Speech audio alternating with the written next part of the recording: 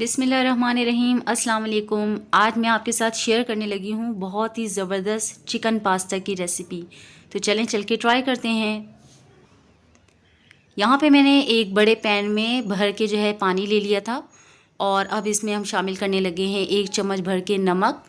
آپ 2 چمچ بھی ڈال سکتے ہیں۔ میں نے ½ kg کے قریب میکرونی یہاں پہ شامل کر لی ہے، اور اب اس کو 10 منٹ تک اچھی طریقے سے پکائیں گے جب تک یہ میکرونی اچھی طریقے سے نہ گل جائے۔ تھوڑا سا آئل بھی میں نے اس میں شامل کر لیا تھا۔ اب میں نے اس کو اچھی طریقے سے گلا دینا ہے۔ جب یہ کوک ہو جائے، گل جائے اچھی طریقے سے، تو پھر ہم اسے ایک چھنی میں نکال کر ٹھنڈا پانی سے اس کو واش کر لیں گے، اور پھر اس کو سائڈ میں کر لیں گے۔ اب یہاں پہ میں نے ایک پین لے لیا ہے، اور ایک پین میں نے 1/4 کپ آئل میں نے یہاں پہ شامل کر لیا ہے۔ پھر اس میں میں نے ایک درمیانی سائز کی پیاز چاپ کر کے یا کٹ کر کے رفلی کٹ کر کے میں نے اس میں شامل کر لی تھی۔ اس کو سوتے کریں گے، اس کو ڈارک براؤن نہیں کرنا ہے، ٹھیک ہے۔ اب میں نے یہاں پر 1 ٹی اسپون لہسن ادرک کا پیسٹ شامل کیا ہے۔ اس کو بھی میں ہلکا سا سوتے کر لوں گی، بالکل جلانا نہیں ہے، نہ ہی اس کو ڈارک کلر میں ہم لے کر آئیں گے، ٹھیک ہے۔ تو یہاں پہ میں نے اس کو سوتے کر لیا ہے 2 سے 3 منٹ۔ اب میں اس میں شامل کر دوں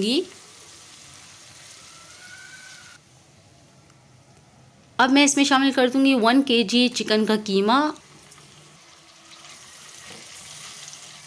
آپ تھائی پیس یا چیسٹ پیس جو بھی پسند کرنا چاہیں وہ آپ لے سکتے ہیں۔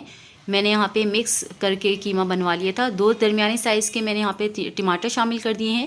اب اس کو بھی تھوڑی دیر کے لیے 2 سے 3 منٹ ہم اس کو مکس کریں گے۔ اب ہم یہاں پہ شامل کریں گے 1 ٹی اسپون کے قریب نمک،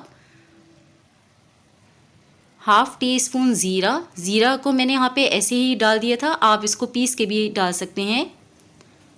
½ ٹی اسپون کے قریب میں نے اس میں گرم مسالہ پاؤڈر، اور ½ ٹی اسپون کے قریب ہی میں نے اس میں لال مرچوں کا پاؤڈر جو ہے وہ شامل کر دیا تھا۔ اب میں اس کو اچھی طریقے سے تھوڑی دیر کے لیے بھون لوں گی یہاں پر۔ تو دیکھیں یہاں پہ میں نے تھوڑا سا پانی بھی شامل کر دیا ہے۔ اب اس کو ہم ڈھک کے 10 منٹ کے لیے کم از کم پکنے کے لیے چھوڑ دیں گے، تاکہ تھوڑا سا یہ گل ہو جائے۔ اب 10 منٹ کے بعد یہاں پہ دیکھیں میں نے اس کو لو فلیم پہ پکنے کے لیے رکھ دیا تھا۔ اب 10 منٹ کے بعد یہ تھوڑا سا گل چکا ہے، بلکہ اچھے طریقے سے یہ گل چکا ہے۔ اس میں تھوڑا سا میں چمچ چلا کے بھی چیک کر لوں گی، اور اب ہم اس میں یہاں پہ سبزیاں شامل کریں گے، کچھ جو آپ کو پسند ہو۔ میں نے یہاں پہ تھوڑی سی کوانٹٹی میں گاجر لے لی ہے، وہ بھی چاپ کی ہوئی، باریک کٹی ہوئی گاجر۔ ہری مرچیں بھی آپ شامل کر سکتے ہیں یا پیس کے بھی آپ شامل کر سکتے ہیں۔ 1 چمچ بھر کے میں نے یہاں پہ ہری مرچیں بھی شامل کر دی ہیں۔ اب میں یہاں پہ شامل کروں گی 1 عدد کے قریب بند گوبھی آپ کو جتنی پسند ہو آپ اتنی بھی شامل کر سکتے ہیں، کم و زیادہ آپ اپنے حساب سے رکھ سکتے ہیں۔ شملہ مرچیں میں نے یہاں پہ 2 عدد کے قریب چاپ کر کے میں نے اس میں شامل کر دیے تھے۔ اور اب میں یہاں پہ کچھ مسالے ایڈ کروں گی، تو وہ ہے یہاں پہ میں نے لے لی ½ ٹی اسپون کالی مرچ کا پاؤڈر میں نے یہاں پہ شامل کیا ہے، 1 ٹیبل اسپون چکن پاؤڈر میں نے یہاں پہ شامل کر دیا ہے، اور ½ ٹی اسپون میں نے وائٹ پیپر پاؤڈر بھی یہاں پہ میں نے اس میں شامل کر دیا ہے۔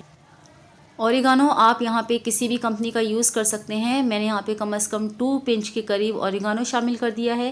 اب میں اس کو اچھی طریقے سے مکس کروں گی، یہ دیکھ لیں۔ اور اب میں نے یہاں پہ میکرونی شامل کر دی ہے، اور تھوڑا سا میں نے ہرے پیاز بھی شامل کر دی یہاں پر۔